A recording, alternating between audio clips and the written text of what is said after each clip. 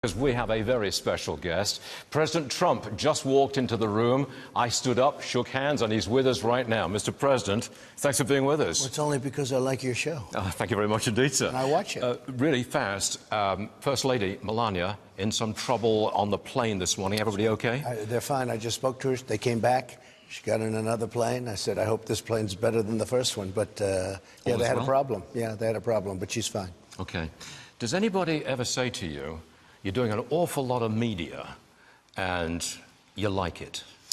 Well, I don't like it. I like getting the point across. I've heard you say many times that the economy isn't covered properly, and it's not, that the economy is not covered properly by the so-called mainstream media, and it isn't. We went up almost 600 points yesterday, and they didn't even have it on the major news. You couldn't find it anywhere. And the economy is doing probably better than it's ever done in history, and they don't even talk about it. And that's because they have their opinion, and they'd like to keep their opinion going the way they have it.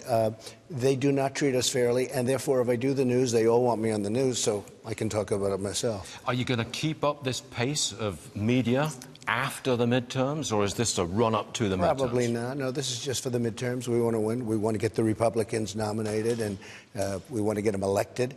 We need Republicans. You know, they talk about majority. We have a majority of this much. Yeah.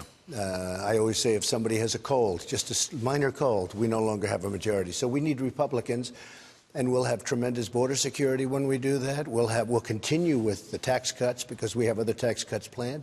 We're going to do a lot of cutting of the budget also, by the way, which I know is going to make you happy, but we're going to do a lot of cutting. You're going to cut some spending? We are. We're going to cut spending, absolutely. And we had to do... That's a tough order, Mr. President. It's not as tough as you think. And frankly, there's a lot of fat in there, but we had to get the military done last time. You know, President Obama let it go. And I could say beyond President Obama, the military was in terrible shape. Now we got $700 billion approved, and we got $716 billion, 2 years. And our military is rebuilding like it's never been, really never happened before. We got a raise for the people. They haven't had a raise in 11 years. We got a raise for the great people in the military. And, you know, we're doing a lot of things, a lot of great things. But now I'm going to also do some cutting of the budget because there's a lot of fat.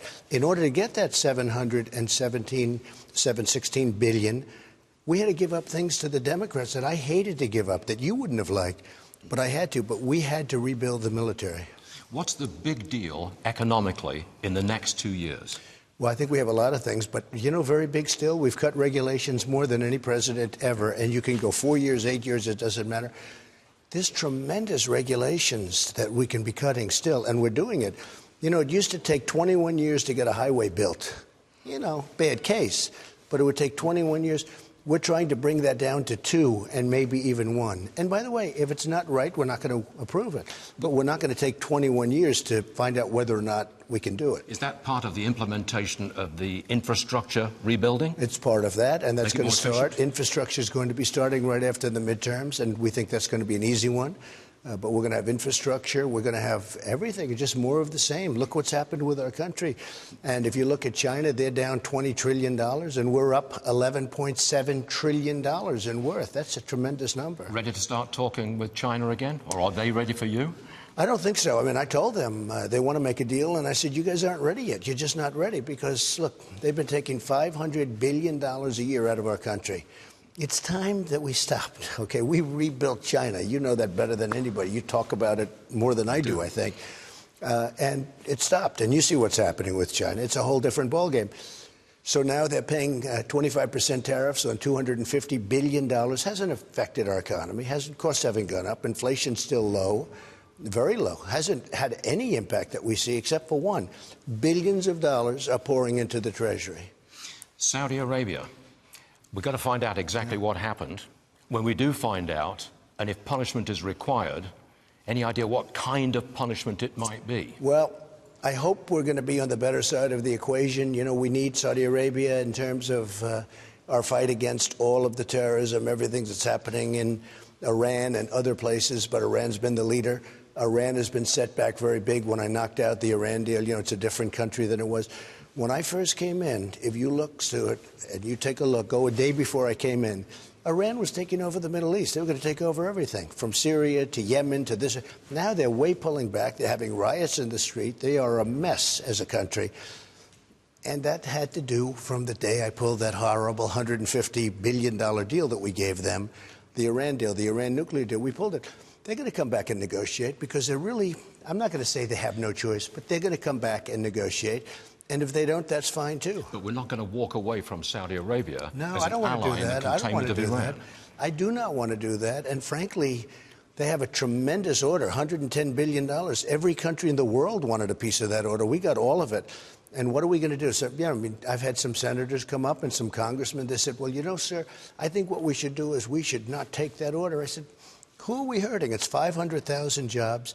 It'll be ultimately $110 billion, the biggest order in the history of our country from an outside military. And I said, we're going to turn that down? Why would we do that? So hopefully it's working out. We'll find out. We'll get down to the bottom of it. I hope that the king and the crown prince didn't know about it. That's a big factor in my eyes.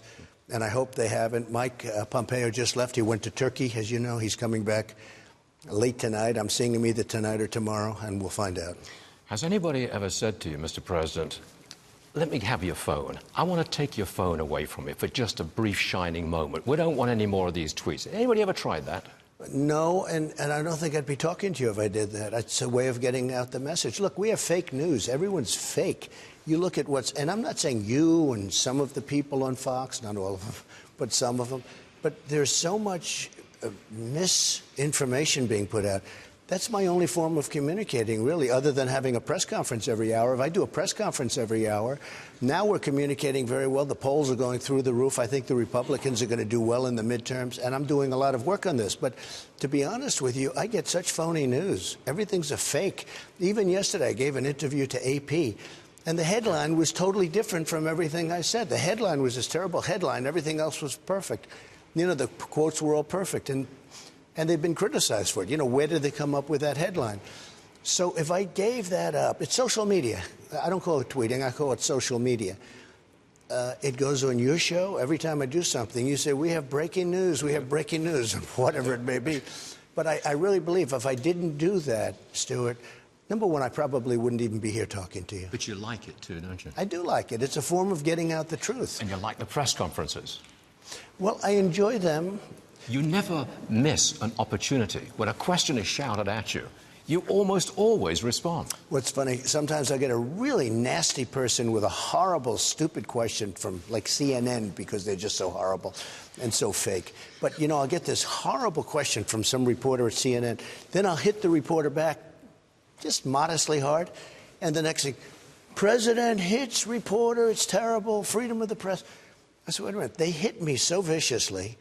I give them a little jab, and the story is Trump hits reporter. So, you know, it's pretty unfair stuff. But again, you get out there, whether I do it this way or whether I do it through social media, but we're definitely getting the word out. We have the greatest economy in the history of our country, and it's not being reported. You go to NBC, which is terrible news organization, but you go to NBC, CBS, ABC, I mean, CNN we don't even talk about, but you go to these things, take a look. I think the other day it was 94%, and that's of good stories. In other words, they take a good story and make it bad to neutral. It's never going to change. Well, any negative will always be the headline. That's why I do what I do, because I can sort of go over that. You seem to be really enjoying it. I have no choice. But you do enjoy it. Do I have a choice? May I ask you? You really enjoy it. You enjoy what you do, too. Yes, I do. That's why you do it well. I just want to thank you very much indeed for being on the program today. And enjoy the White House. Thank you, sir. We love having you. Thank you very much indeed. Thank you very much. Yes, sir.